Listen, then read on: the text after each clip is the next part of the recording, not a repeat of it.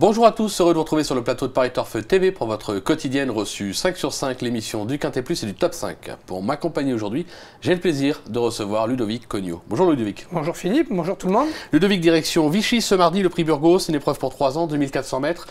Vichy, une longue ligne droite, les petits numéros de corde, logiquement, ont leur avantage, mais avec une ligne droite aussi longue, on peut revenir.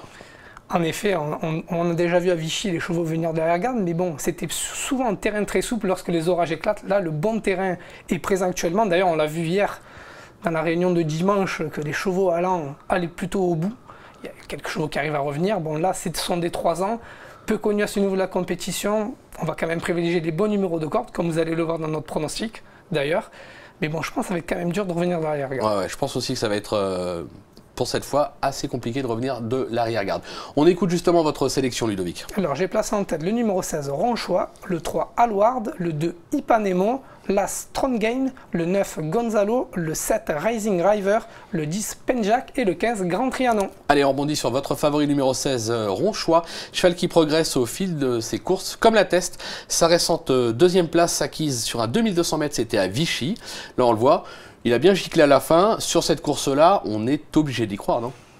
Surtout qu'il était deuxième d'un certain 100 Hack, qui vient de se classer au 5e rang à ce niveau de la compétition en 37,5 de valeur. Lui, il est pris en 33 de valeur. On voit qu'il finit très bien. L'allongement de la distance ne devrait pas le déranger. Il a hérité d'un très bon numéro dans les stalles de départ.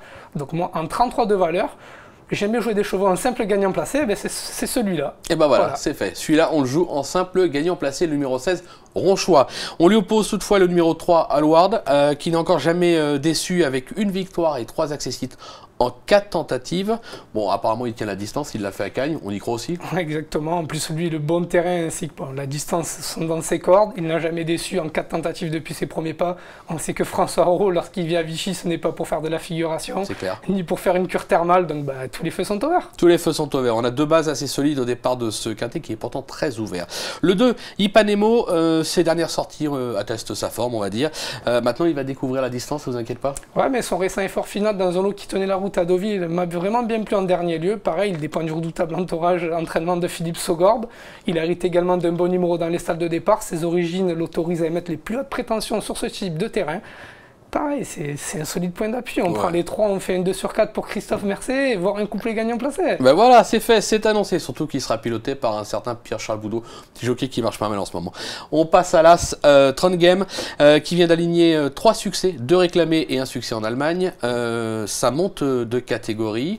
Mais avant de vous laisser la parole, on a été à la rencontre de son jockey, Théo Bachelot, que Florent Guy a rencontré. On l'écoute tout de suite. Elle est assez maniable d'une et assez endurcie aussi. Elle a couru pas mal de fois l'année dernière, cette année. Son point fort, c'est qu'elle est vraiment maniable et on peut la monter vraiment partout. Donc tous les feux sont au vert. Après on verra si elle a la pointure mardi. Voilà. En tous les cas, on a le droit de partir confiant. Oui, on peut partir confiant. Voilà, on va voir mardi. Elle va nous le dire mardi. Voilà. Ouais, c'est un petit coup de poker parce que ça monte de catégorie. Surtout en 38,5 de valeur, mais bon, une pouliche qui reste sur 3 victoires d'affilée, dont 2 à réclamer avec de la marge. En Allemagne, dans un lot qui tenait la route, elle a hérité d'un très bon numéro dans les stades de départ, son entourage est confiant. Franchement, c'est un beau pari. Il devrait y avoir une belle cote à l'arrivée. On est là pour vous faire toucher de beaux rapports. Si on vous donne tous les favoris, vous n'avez pas besoin de nous. C'est clair. On passe au 9, Gonzalo. C'est un spécialiste de la piste de Lyon-Paris. Distance et forme, il n'y a pas de souci. Lui aussi, on peut lui faire confiance. Exactement. D'ailleurs, il a couru à 2 reprises à ce niveau de la compétition. Bon, c'était d'handicap moins relevé, pas gros handicap, mais bon, il a obtenu un succès, une 4e place sur cette distance. En plus, il est entraîné par un certain Jean-Pierre Gauvin qui habite pas trop loin de Vichy. Donc, il a dû préparer avec soin cet engagement. Par contre, il a déjà déçu une fois à corde à droite. Donc c'est pour ça que je l'ai mis en 5e position de mon pronom. Ce sera tout ou rien. Mais bon, attention, on va dire qu'il évolue à domicile. Il est en forme.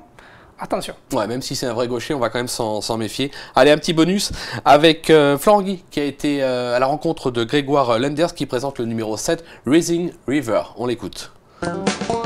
C'est un cheval qu'on a réclamé au Lion d'Angers. C'est un cheval très sympa, très maniable, qui fait le minimum. comme la dernière fois, elle a juste gagné du minima. Voilà, là on se retrouve dans le quintet, c'est un essai à ce niveau. Le cheval est très bien, les grandes lignes de Vichy vont lui servir. Maintenant, sa place est pour une 4-5e place. Oui, parce que la dernière fois, c'est vrai qu'il a pas gagné de grand chose, mais on sent qu'il est capable d'aller un peu plus haut. Oui, c'est un cheval, je vous dis, quand il a pris l'avantage, Pierre-Charles nous a dit qu'il s'était relâché. Donc là, s'il me prend l'avantage à chaque fois et qu'il gagne né à chaque fois, ça va pas me déranger.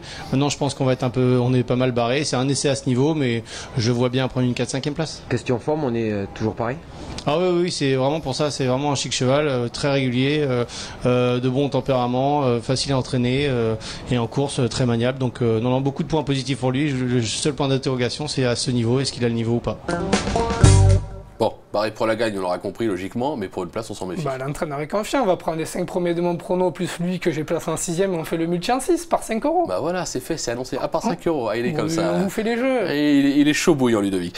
Merci Ludo pour toutes ces infos. On va se quitter avec une petite pépite, un gagnant, je suppose. Évidemment, le 201 Dogma qui reste sur une probante course de rentrée sur la PSF d'Auvilez. Si elle n'est pas victime de la fameuse deuxième course après une bonne rentrée, elle a largement les moyens de répéter, d'autant que Lolo est largement à sa portée. Elle a hérité de mon numéro dans les stades de départ, apprécie le bon terrain et évolue en plein sur sa distance. Donc tous les feux sont au vert. C'est fait, c'est annoncé. Ça va pas taper loin. Allez, merci Ludovic, merci à vous de Philippe. nous avoir suivis. Bon jeu à tous et à très vite sur le plateau. Au revoir. Au revoir.